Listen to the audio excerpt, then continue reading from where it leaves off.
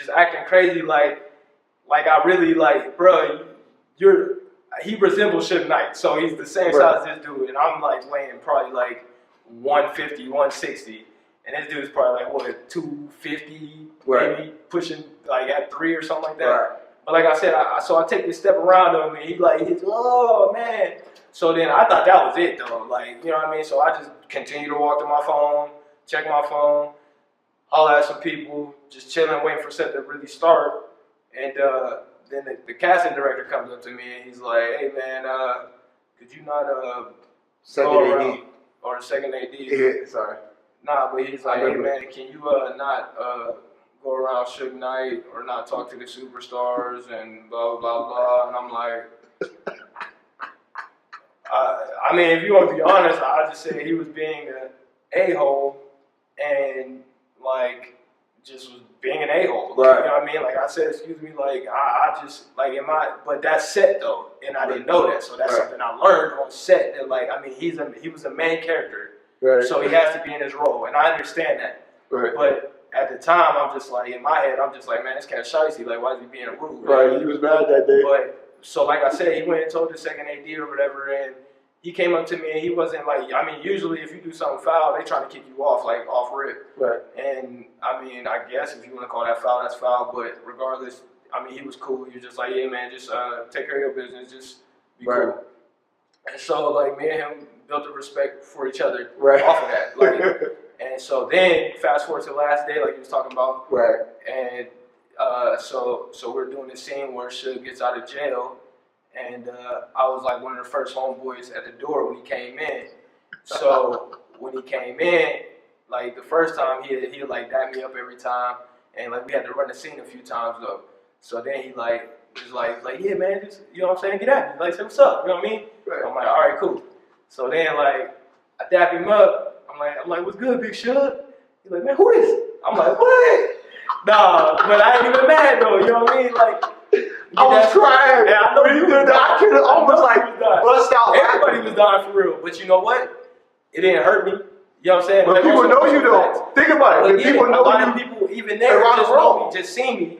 And like, no, but and you talking about around the world, I'm talking about the people in there. So like I was talking about networking and stuff, but there of course there's gonna be somebody you didn't speak to, you know what I mean? Right. But at least them people got some kind of visual like I know him somehow from somewhere. Right. I was on set with or something because like I'm saying that's a pivotal moment too though. You know, it's a pivotal moment for you though. That could have been that could have been my first speaking line on my first set ever. Right. And then I mean, and I'm gonna just keep it real. You can hear my voice in there, but they ain't paying me. But it's all right, I ain't even mad because that's just a step in the process. That's like tunnel vision. That was just a bump in the road. Keep on rolling. You know what I'm saying? Right. Yeah. But that was a pivotal moment because like everyone across the globe seen that film. Right. And they like, who was that dude? The camera was on you. Right. And what I'm saying, like, even though they don't people know who it is, think deep, but they seen you. Yeah. And I had my hair was looking a little different. You know what I'm saying? Similar. I was joking. Crazy. Nah, I wasn't like this. So it wasn't that long. We go from longer at the time. That set.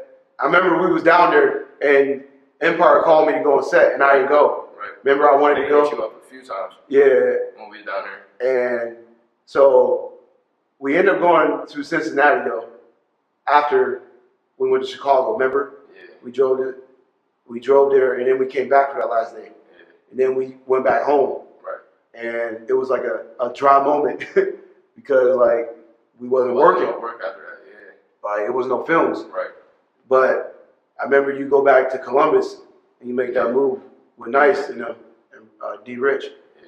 Yeah. And you make that move and then you add a job. And that's another moment you had because I remember you calling me like, man, I can't take it. Yeah. I see you in Chicago because that's when I was going to Chicago to get on that show. Right. And I'm like, all right, bro, I'm going to come get you after I do this week of set. And then I got to drop John and Jonas off, but I'll meet you there. Because that's when I was taking the no tollway and how to go through Mansfield. Right. And you met me there. Right. So what was that like when you like, all right, I can't go back to that night? You went back for a little bit. Right. And then like, how was that for you? Honestly, like even before I went to Columbus, I remember we were like went home, and I was staying with my dad at the time, and like I said, or like you said, it wasn't really any work coming. Sporadic. And like, yeah, it's sporadic. So like now I'm more back into a panic mode. Like, oh man, I need some kind of revenue. Like, Patience. where the money at? Patience wasn't there. Yeah. So you got it out, kind of. I mean, so then that turned into me moving to Columbus with my homie D Nice, and B Spirit was there as well. Right. And we were all rooming together or whatever. And I ended up getting a job at this place called Steak Escape. It was like, hey, the food spots. I mean, you know, you can do the food spot. Like, I mean, I could do. You want to eat? I'm a man of many trades, you know. All right. But regardless, I went to that spot, Steak Escape, and it was cool, but it just like I felt the same way I felt. Not the poison part, because the poison part, I knew a lot of people at that place, right? And I just seen like a lot of negative stuff going on at that other spot. But at Steak Escape, it was more like I had got a serious taste of it, and by that time, and I wanted more. Right, you know right, what I mean? right. So then it was just like, all right, nah, I'm cool. Right. So then that ends up like that goes to me calling you and just being like, hey man, this guy.